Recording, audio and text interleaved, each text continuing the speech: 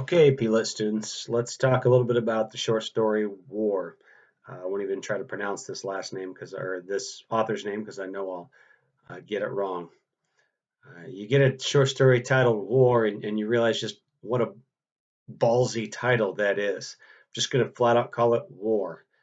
That's leaving a lot unsaid before you go into it, and it begs you to come back and say, all right, what exactly does the author mean by that? Um, every reader is going to walk into this with a huge amount of connotation with the word war, and so it's a pretty bold move to just write one word for the title and have that one word be war, word that means so many different things. So right away that impressed me. As I read this, one of the things I think this is definitely about, something that I see, something that's relevant to our time, is the idea of comparison suffering. This is human nature. This is what we like to do.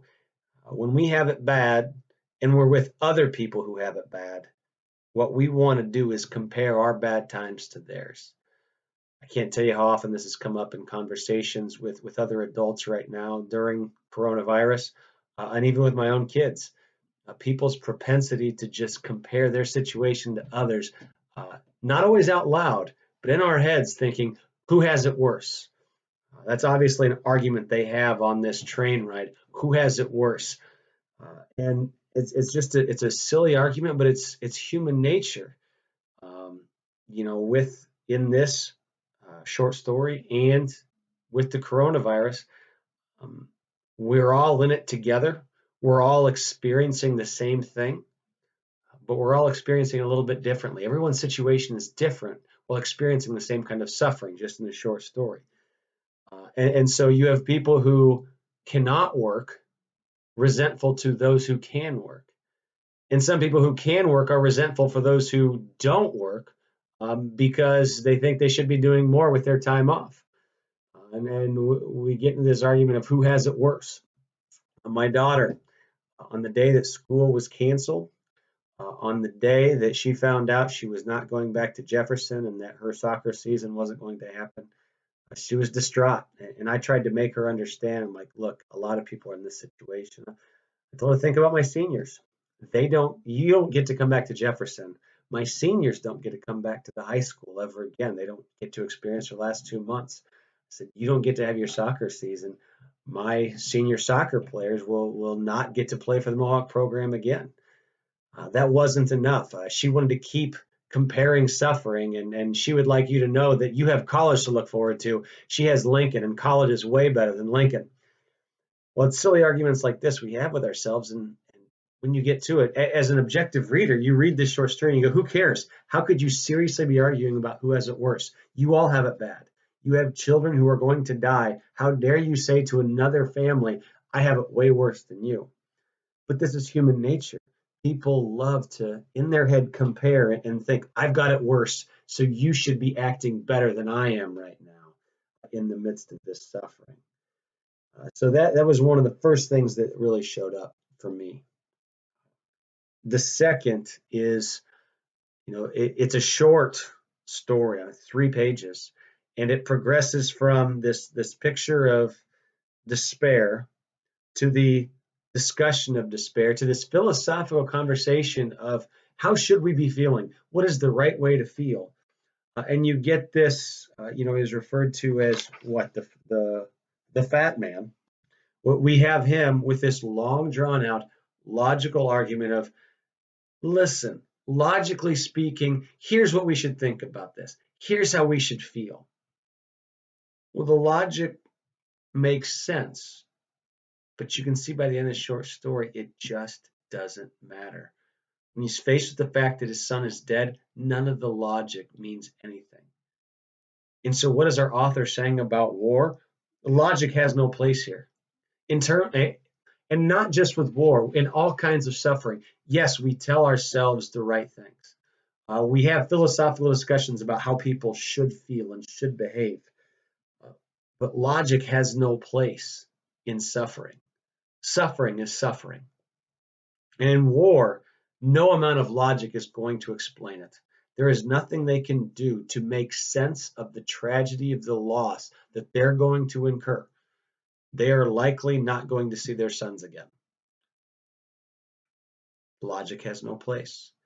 And you get that through this slow building of an argument. And maybe even you as a reader. So we have this objective point of view. You have a narrator who's a omniscient narrator. We get in the heads of lots of characters, but they seem to just be reporting. Here are the events. Well, that means you as a reader can watch these events and you can get sucked into the logical argument. All right, who's making more sense now? As they argue, as they talk about how one should think, who's making more sense? Who's winning this? What is the logic? And it's only when you get to the bottom, when the man is faced with the death of his son, do you realize, I don't need to follow this logically. I need to follow this humanly. Just like this man is unable to make a logical argument and make it stick. He may think it, but thinking and feeling are two separate things. And the reality of the situation is he is suffering, and the logic isn't going to get him through it. And so while this may be about war, this may be about the futility of trying to make sense of war. This may be about war as emotion, not logic. But I think you can extend these truths beyond just war into all periods of suffering. Even in this time of loss for so many with the coronavirus. Um, in our heads, we tell ourselves logically things could be way worse. Um, but it doesn't always fit when you're feeling pain, when you're feeling suffering, when you're feeling loss. And this short story shows that. If we're talking lit elements, the setting immediately gives you this suffocating setting of the train car that is stuffed with mourning people. You've been around people who are in mourning before. If you go to a funeral, you go to a visitation, people are in mourning. It is a heavy setting. Well, everybody who's packed into this stuffy, suffocating train car is feeling that. They're all feeling it alone, but they can feel the suffering of the others around them as well. And so you already have this edge about them because they are locked into this train car with each other, which allows them to do some comparison suffering, which allows them to start competing about who has it worse. And so the setting contributes that for us. Our author has some great descriptions of just the physical look of discomfort. I look on page 1, the woman under the big coat was twisting and wriggling, at times growling like a wild animal. The little descriptors like that, our author does a great job of showing us this discomfort, showing us the mourning, showing us this awful situation for them to be in. As I worked through the lit elements, you come to conflict, and I would challenge you. Can you answer this question? What is the conflict in this short story? How would you describe it? What's the conflict? And that gave me pause, and I worked through a few things. I guess on face value, how I would answer that is the conflict is person versus suffering. This is multiple characters. We have no main character, and they are all fighting against suffering. And really they lose. But it's how to battle against that, how to exist in that, how to behave towards others in that. And so I would tend towards answering it that way upon a first read of the short story, person versus suffering. You always want to be ready to discuss what the conflict is, what is driving the short story.